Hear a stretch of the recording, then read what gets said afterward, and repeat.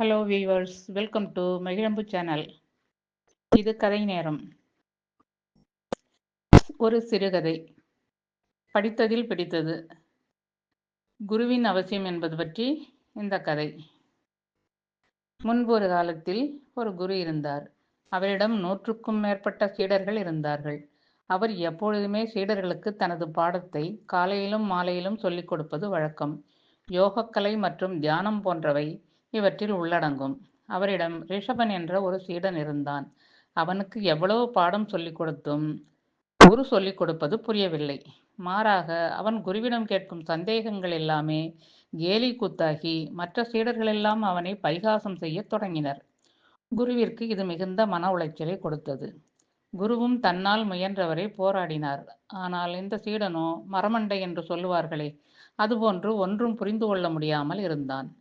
இவனை இப்படி கேலி கூத்தாவதற்கு பதிலாக இவனை தனது குருகுலத்திலிருந்தே அனுப்பிவிட முடிவு செய்தார்.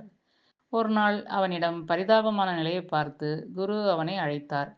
அவனிடம், நீ இந்த பாடமுறைக்கு தகுதி இல்லாதவன், ஆகையால் இந்த குருகுலத்தை விட்டு தாம் அவனை அனுப்பப் போவதாக கூறினார். அதற்கு அவன் தான் குருவின் விருப்பப்படியே செய்வதாகவும் போகும்பொழுது தனக்கு ஒரு மந்திரத்தை சொல்லிக் கொடுக்கும்படியும் கேட்டான். குருவோ இவனுக்கு என்ன மந்திரத்தை சொல்லிக் கொடுப்பது என்று குழப்பம். ஏனெனில் இவனால் எதையும் புரிந்து கொள்ள முடியாது என்பதனால்தான் இவனை குருகுலத்தை விட்டு விலகச் சொன்னார். குருவிற்கு ஒரே சங்கடம் இருந்தாலும் இந்த சீடனோ ஆசையோடும் பக்தியோடும் அவரை கேட்கிறான். அவரோ சரி என்று அவனை அழைத்து அவனது காதில் வா நந்தி போ நந்தி என்று உபதேசித்து, இதை ஒரு மண்டலம் கடும் தவத்தோடு ஜபம் செய்து வந்தால் நினைத்த காரியம் கைகூடும் என்றார். ரிஷபனோ தனக்கு ஒரு மந்திரம் கிடைத்து விட்டது என்று எண்ணி சந்தோஷமாய் குரு சொல்லிக் கொடுத்த மந்திரத்தை சொல்லி தவம் செய்ய தொடங்கினான். நாட்கள் நகர்ந்தன. ஒரு மண்டலமும் முடிந்தது. ரிஷபன் குருவை பார்க்க ஓடோடி வந்தான். குரு ஆழ்ந்த தியானத்தில் இருந்ததால் அவர் கண் விழிக்கும் வரை அங்கேயே அமர்ந்திருந்தான். குருவும் தியானத்தை முடித்து கண் விழித்து பார்த்தார். உடனே ரிஷபன் குருவிடம், குருவே, தாங்கள் மந்திரம் மிகவும் சக்தி வாய்ந்த மந்திரம் என்றும் தான் நந்திதேவரின் காட்சி காணப்பெற்றதாகவும் கூறினான். இதை கேட்டவுடன் குருவுக்கு ஒன்றுமே புரியவில்லை. பெரும் குழப்பம். அவரால் நம்ப முடியவில்லை. நம்பாமல் இருக்கவும் முடியவில்லை. ஏனென்றால் ரிஷபன் வெகுளி, ஆனால் பொய் சொல்ல மாட்டான் என்பது அவர் நன்கு அறிவார்.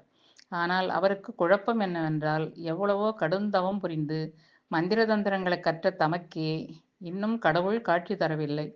ஆனால் வானந்தி போனந்தி என்று தாம் கூறிய சிறு வார்த்தை, அதுவும் சீடனை வெளியேற்றுவதற்காக கூறிய ஒரு சாதாரண சொல், அதனால் எப்படி அவன் நந்திதேவரின் அருளை பெற முடியும்? இப்படி பல குழப்பங்கள் அவரின் மனதில் ஓடிக்கொண்டிருந்தது. இருந்தாலும் அவரின் குழப்பத்தை சீடனிடம் காட்டிக்கொள்ளாமல் அவனிடம், நீ ஏதோ கனவு கண்டிருக்கிறாய், உனக்கு இவ்வளவு குறுகிய காலத்தில் கடவுளின் காட்சி சாத்தியமே இல்லை என்று கூறினார். ஆனால் சீடனோ தாம் கடும் தவம் இருந்ததாகவும் தவத்தின் போது நந்திதேவன் காட்சியளித்ததாகவும் வேண்டிய வரத்தை கொடுத்ததாகவும் கூறினான். குருவுக்கு பைத்தியமே பிடிக்கும் போல் ஆகிவிட்டது. அவரால் நம்ப முடியவில்லை. நம்பாமல் இருக்கவும் முடியவில்லை. என்னடா இது, இவ்வளவு ஆச்சாரம் பூஜை முறைகள் கடுந்தவம் என்று இருந்த நமக்கே இதுவரை தெய்வம் காட்சி தரவில்லை. ஆனால் இந்த சீடனுக்கு, அதுவும் தாம் இவன் எதற்கும் உதவ மாட்டான் என்று நினைத்து ஒரு வார்த்தை சொல்லிக் கொடுத்தால் இவன் நம்மிடம் கடவுளை பார்த்தேன், வரம் பெற்றேன் என்று கூறுகிறான். என்ன நடந்திருக்கும்?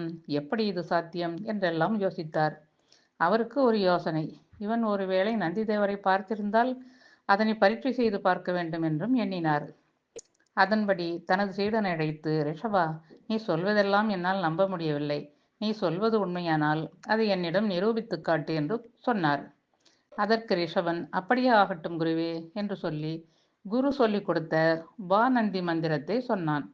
என்ன ஆச்சரியம்! உடனே அந்த இடத்தில் நந்திதேவன் வந்து காட்சியளித்தார். அது மட்டுமன்றி தன்னை அழைத்ததன் நோக்கம் என்ன என்றும் கேட்டார். உடனே இந்த சீடன், என் குருவுக்கு நீங்கள் காட்சியளிக்க வேண்டும், இதற்காகவே தாம் அழைத்ததாகவும் கூறினான்.